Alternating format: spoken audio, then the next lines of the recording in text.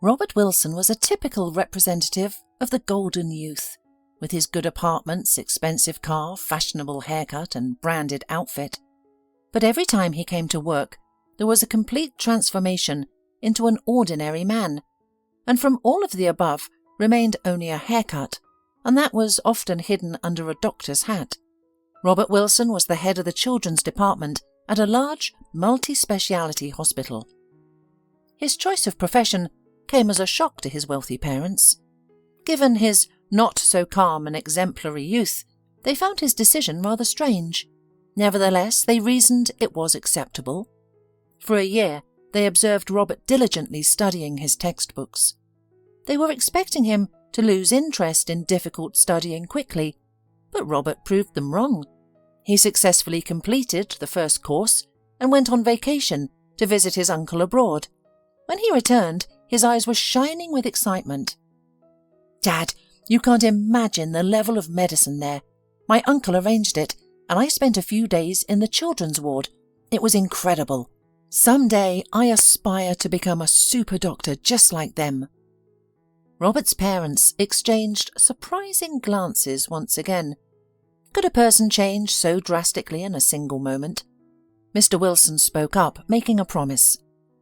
"If you make it through the second year, I'll send you to study abroad. You deserve the best education, sonny." And he had to keep his word and send his son to medical school abroad. Robert returned with a diploma, 1,000 ideas, and a burning desire to cure all of the children in the world. During a celebratory dinner, where several potential brides were invited under the pretense of being the family friends, children, Mr. Wilson said to his son, "Robert, I respect your choice, and I am thrilled that a doctor has joined our family. However, you must understand that working in a state hospital is not the best way for you." Robert, who was busy talking to one of the girls, stared at his father with interest. "It's really interesting to hear. Why is that?" "Well, firstly, you won't earn much there. Secondly, why bother with all those children? They come from all sorts of dysfunctional families. Any normal parent would take their child to a regular hospital." Robert grinned and replied, "Dad, I want to work in an ordinary hospital. Firstly, it allows for diverse professional development.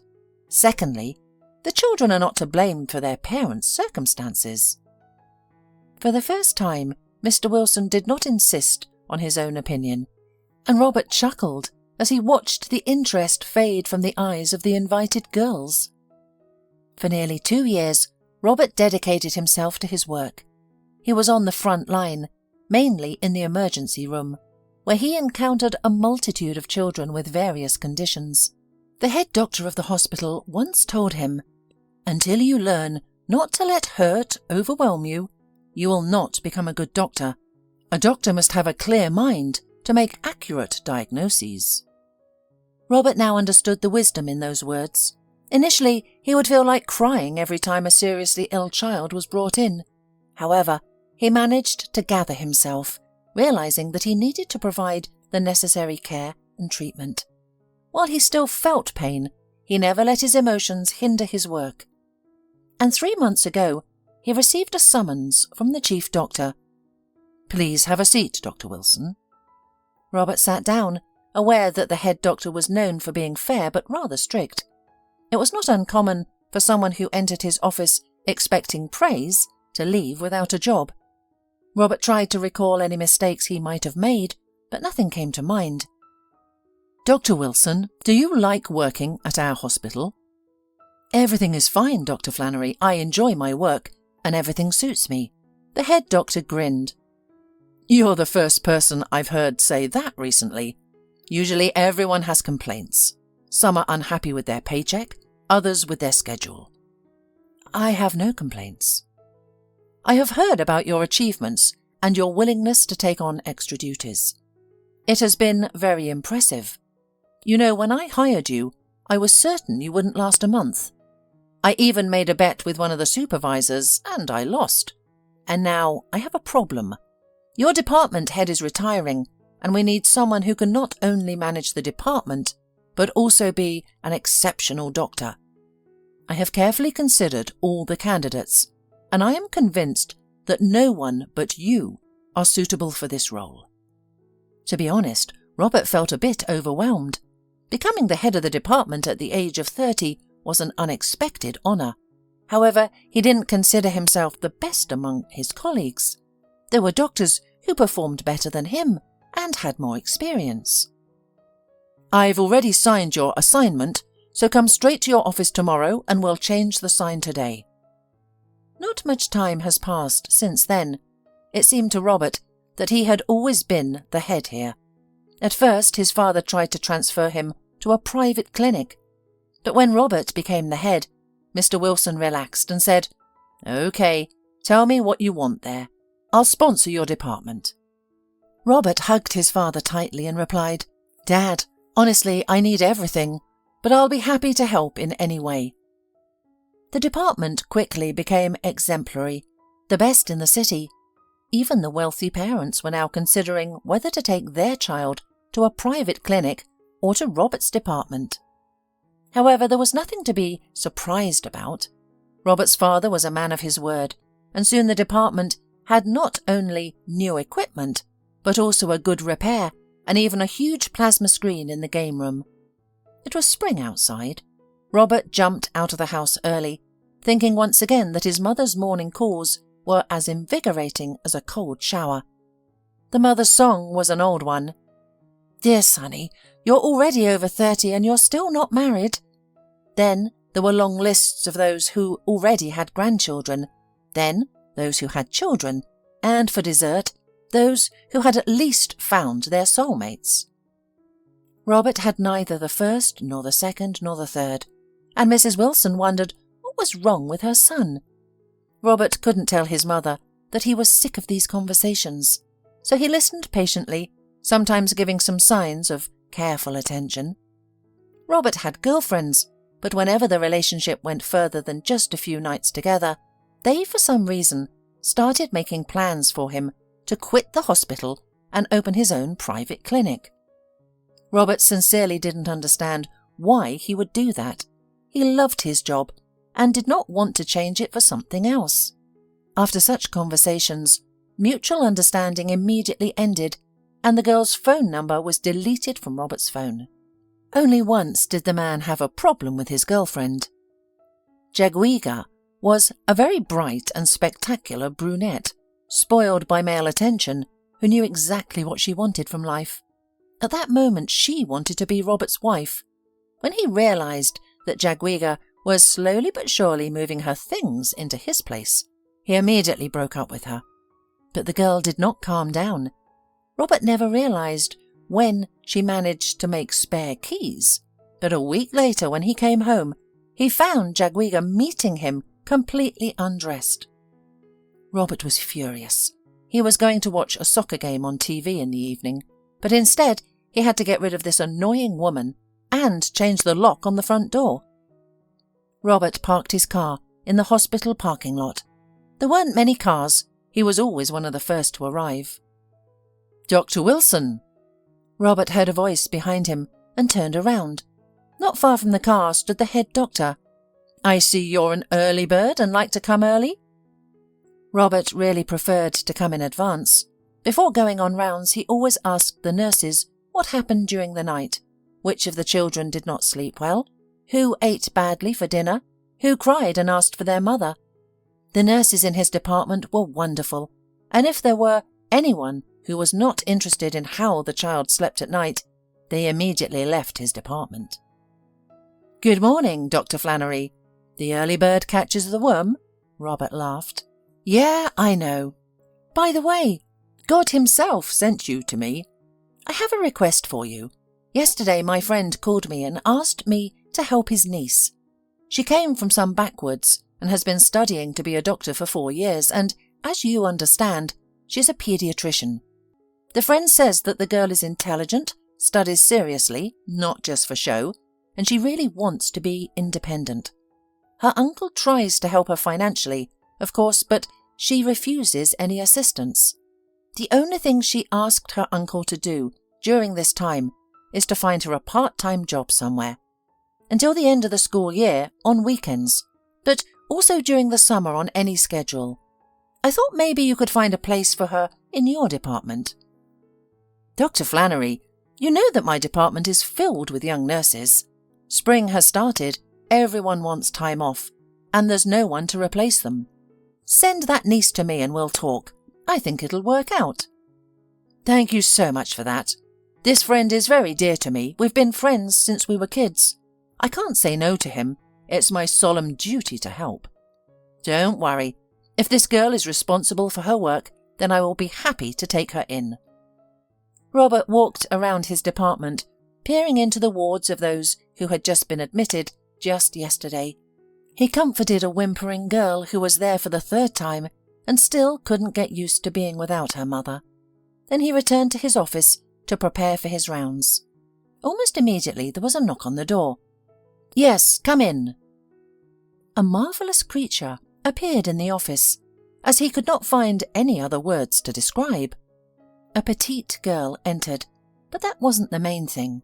She had fiery braided hair, and with her bright green eyes and plump, tantalizing lips, she was simply stunning.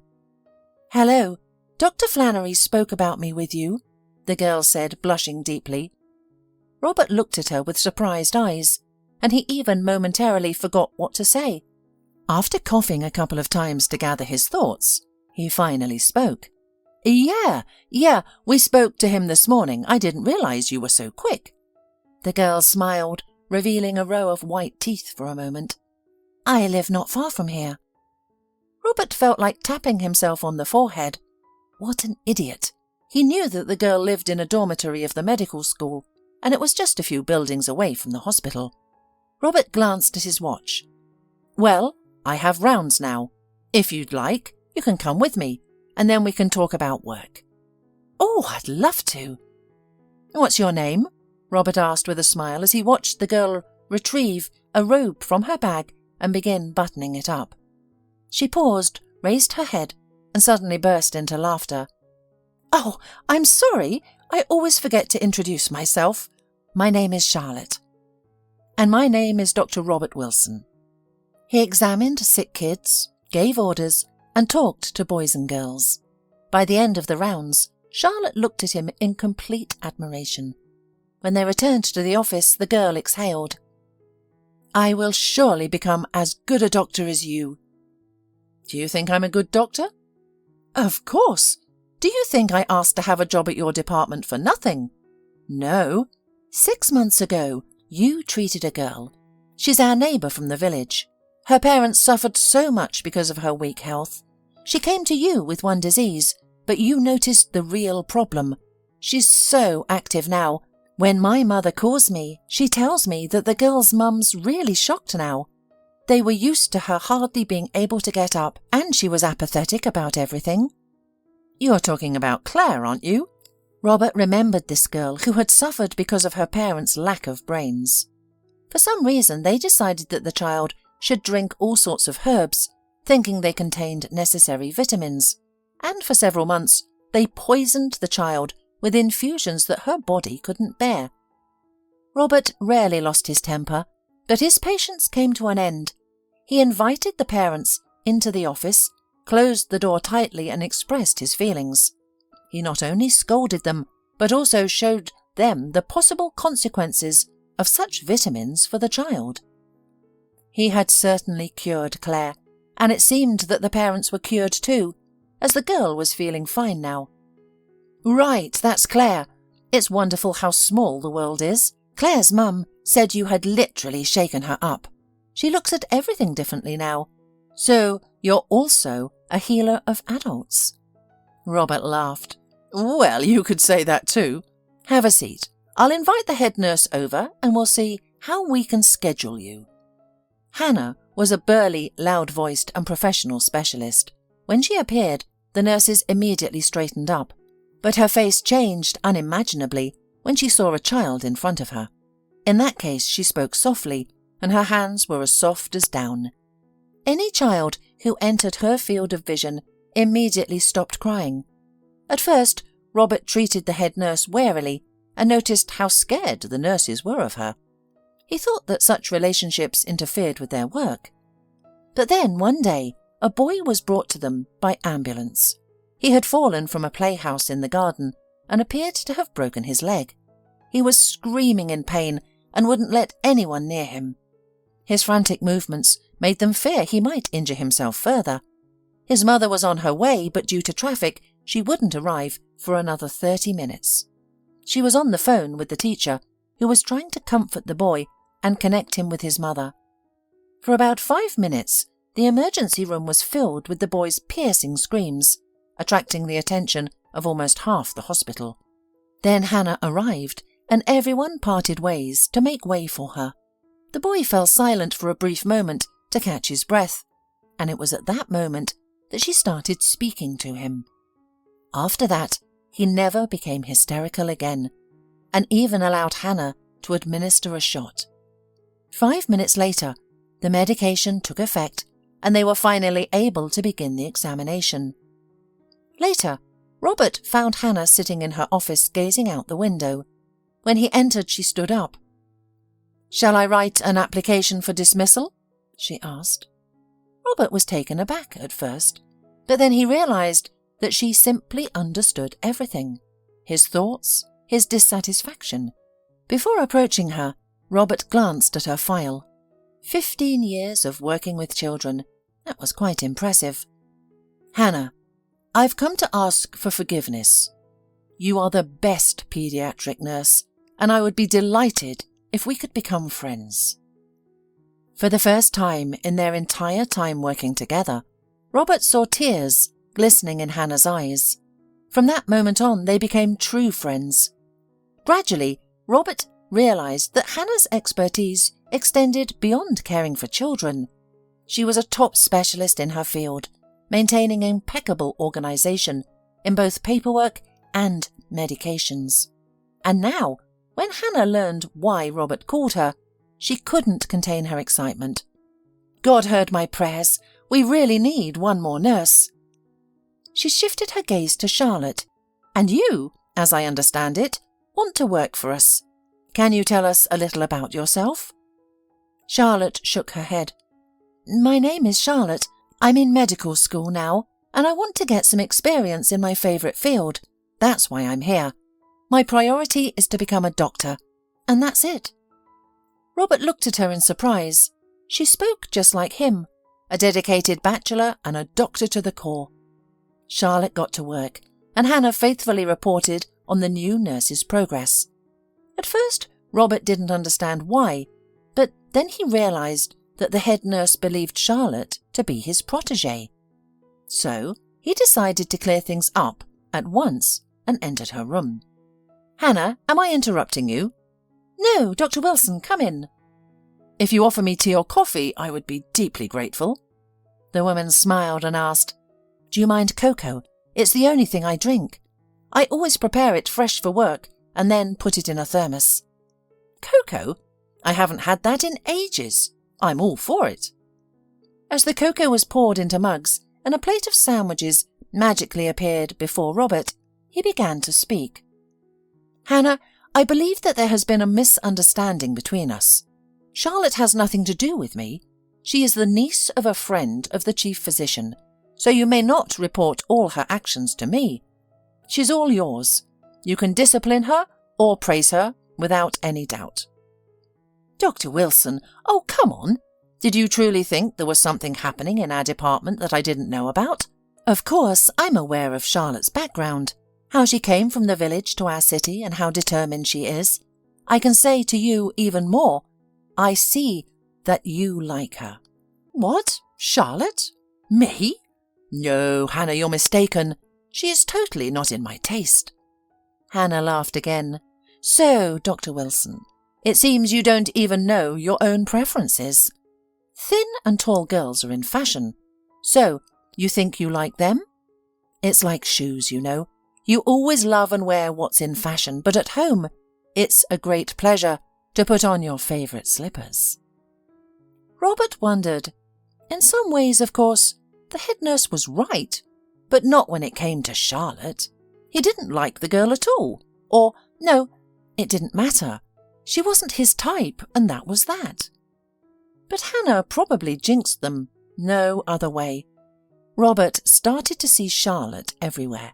Of course, he had seen her before, but now he couldn't stop looking at her. He unhappily noted that she had the kind of figure that most girls dream of, and her eyes. Whenever he met her gaze, he felt embarrassed for some reason and quickly looked away, afraid to look at her lips and embarrassed by his own thoughts. Charlotte had been working for 2 months already, and she had quickly become friends with all the nurses. Robert had never heard Hannah raise her voice at Charlotte.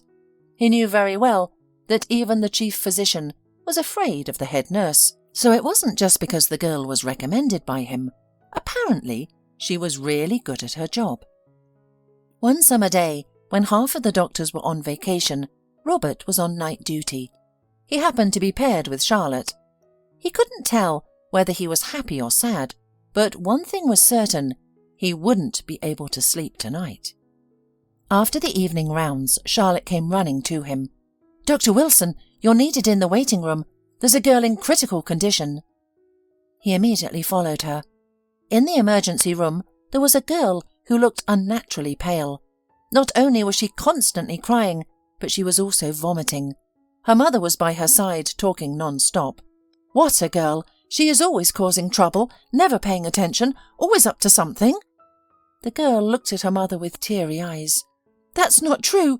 I didn't do anything. It's—" The woman pushed her away. "Shut up, you miserable girl. You're nothing but trouble." It was the first time Robert had ever seen a child treated like that.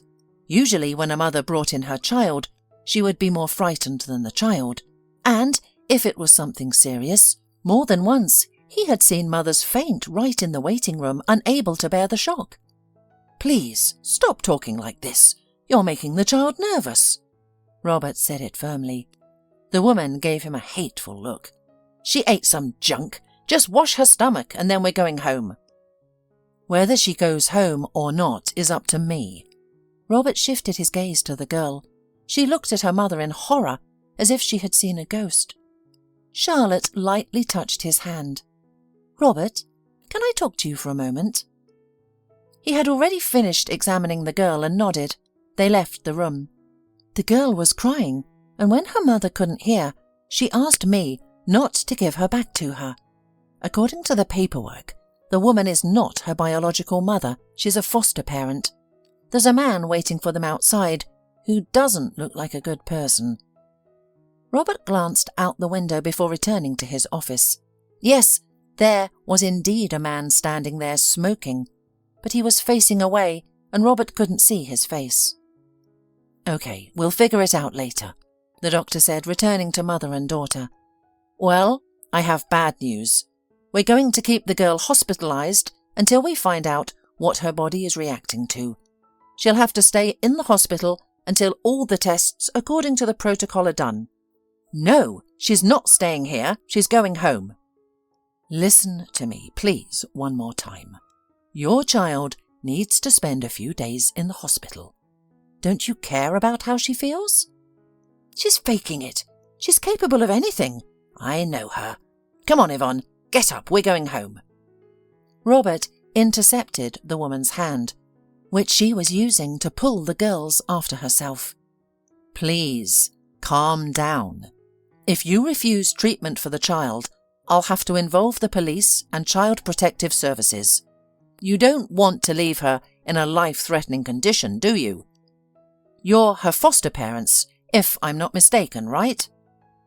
It seemed to Robert that the woman was about to throw punches at him, but she held back. As she was leaving the office, she hissed, "You'll regret this. I'll find a control for you." When she left, the girl looked at him and whispered, "Thank you," before bursting into tears. Robert turned to Charlotte. "Put her in a ward. Conduct all the necessary tests. I'll be there in half an hour." "All right, Dr. Wilson." Then Robert called the head doctor and informed him about the incidents. "You see, Dr. Flannery, I'm warning you. I have a feeling that this girl's mother will run to complain to higher authorities." "Thank you, Dr. Wilson. Don't worry, I can handle them. Do what you think is best." Robert filled out the paperwork. The girl turned out to be 8 years old, although she didn't look more than 6. Well, now he should examine her more closely. He entered her ward quietly. It was dark outside, and for some reason the light was not on in the room. Robert reached for the switch and froze. Charlotte was sitting on Yvonne's bed. She held the girl's hand. They were talking, or rather, Yvonne was talking, and Charlotte listened and only sometimes asked questions. The little girl was crying. Not everything was possible to make out, but in general, Robert understood what she was saying. "Please, don't send me back. I don't want to go any more. I can't. Dad always beats us up if we do something wrong. We come from school and they send us straight to the greenhouses, then to the stable. They have a big farm and only the 4 of us work there. Do you know what they feed us? Mother brings old bread and potatoes. Sometimes we even have to drink spoiled milk. I try not to eat at home, only at school. They feed us there for free. But yesterday Dad got drunk.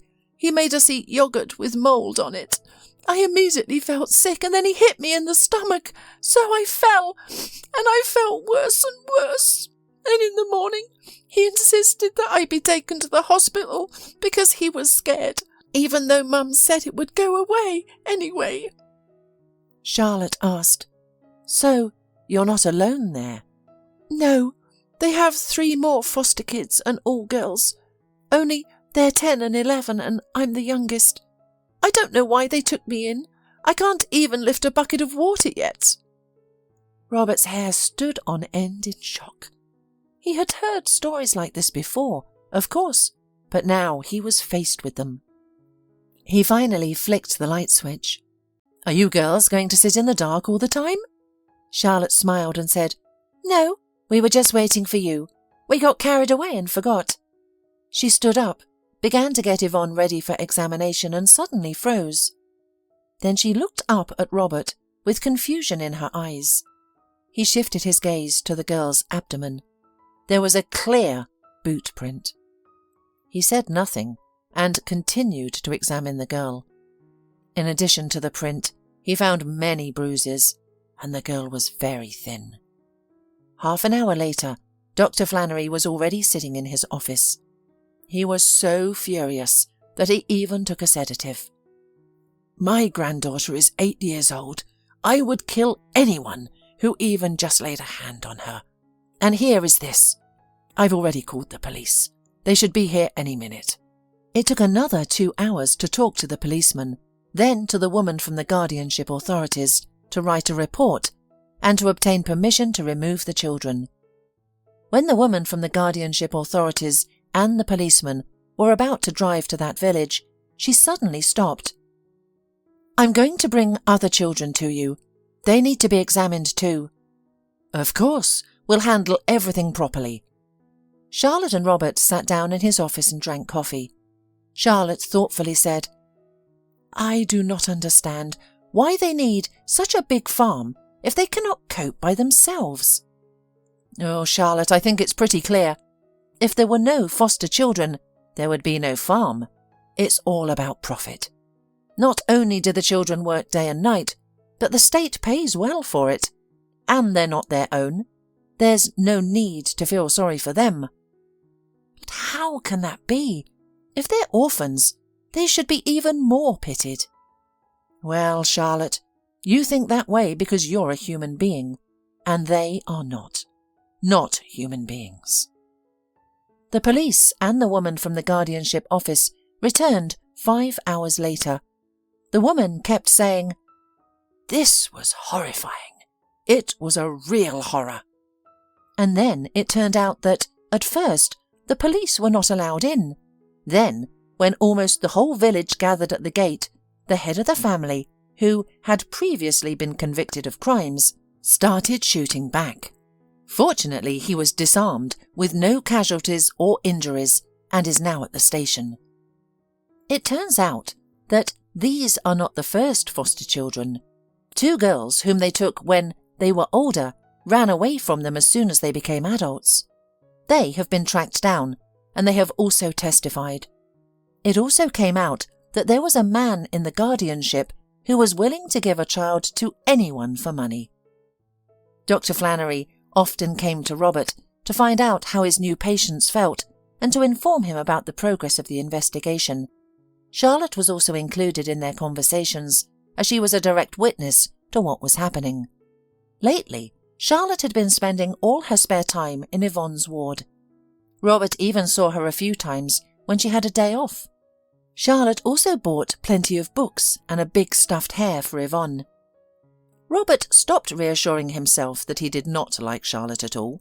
He liked her so much that his breath was taken away.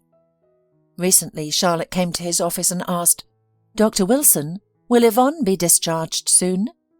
"Well, I think next week." Charlotte sat down. "I need your help." Robert was honestly scared. "Charlotte, is something wrong?" "I don't even know how to tell you. You see, I can't leave Yvonne, I just can't. You can't imagine how good and smart she is. Well, I want to adopt her, but I found out that I don't have my own place to live, and most importantly, I don't have a husband. I wanted to ask, maybe you have more experience? What should I do?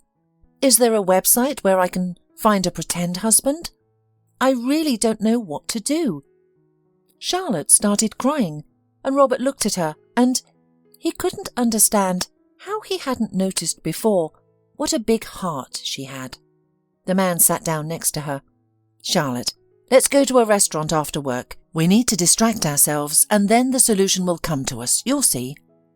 The young nurse looked at him in amazement and then nodded. "Okay, I agree." By the end of the evening, Robert realized one truth. He had completely fallen in love. The next day, he had the day off. He went to his parents' house in the morning because he needed someone to talk to, and of course, no one understood him better than his parents. His mum immediately started setting the table and kept hugging him all the time. "Robert, you've become such a man, and it's so long since you've visited us." His father looked at him with satisfaction. He would secretly call the chief doctor to talk to him and ask about his son's work. Dr. Flannery always said that they had never had a better specialist, so the father was proud of Robert, but he couldn't show it. When the family sat down at the table, Robert's father asked what was new at work, and Robert told him what had happened. Mrs. Wilson couldn't even eat. She was so upset.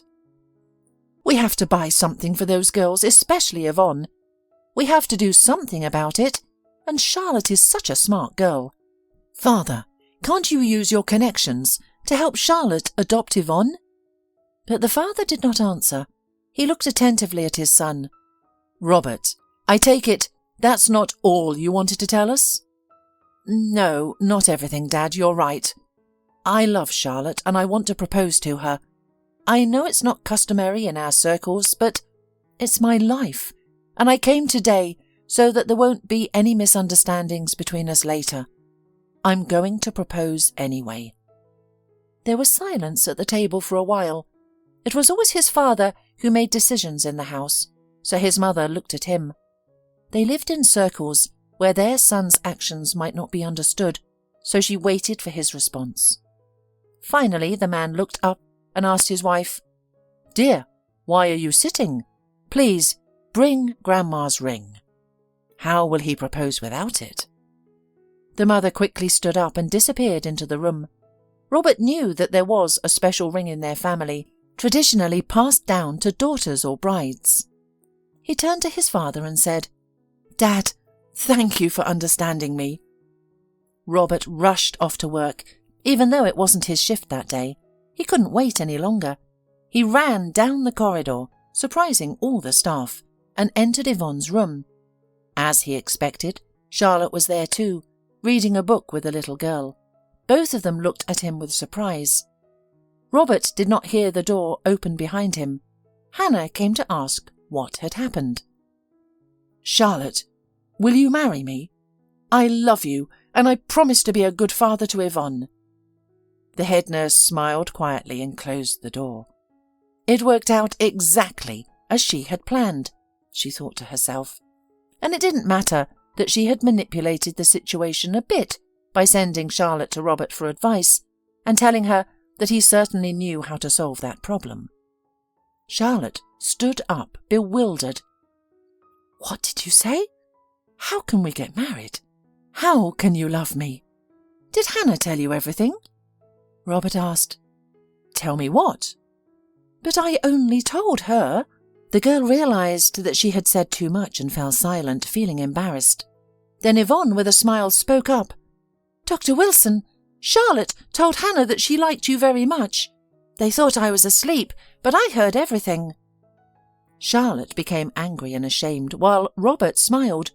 "Well, it seems like everything is falling into place. Charlotte, this is the ring that has been passed down in our family's female line. Tomorrow, we're going to the registry office and then to meet my parents. You need to have this ring with you.